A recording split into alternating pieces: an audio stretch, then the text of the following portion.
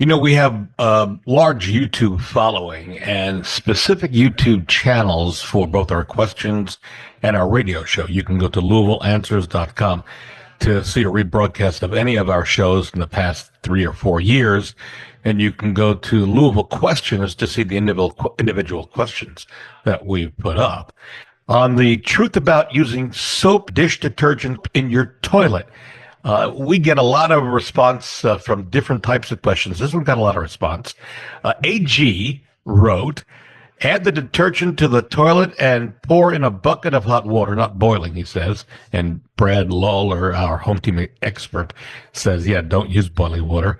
And I think I mentioned this a week or so ago. He says, Bob's your uncle. He says, it worked. I just did it today. But DK writes, I read that dish detergent could negatively affect toilet rubber seals, but toilet-specific cleansers are much harsher, so beware. I would tell you, folks, before you do anything about putting dish soap in your toilet, do some searches on Google and try to get your own opinion on whether to do it or not.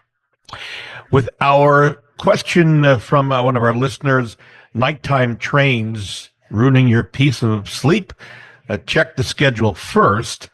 Someone who only signed it, basically 4062, says, I'm a freight locomotive engineer. He says there's no train schedule in freight. It's night and day frequency changes throughout the year due to demand of the shipper. Well, that makes sense.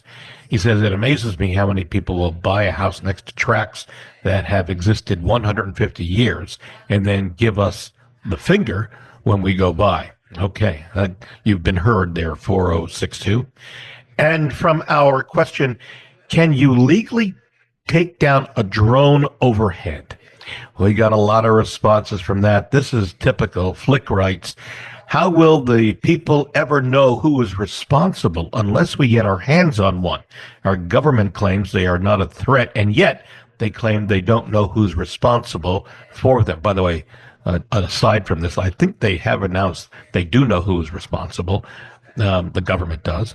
And Flick goes on to say, glad I live in West Virginia where nobody in their right mind will fly hundreds of drones or orbs.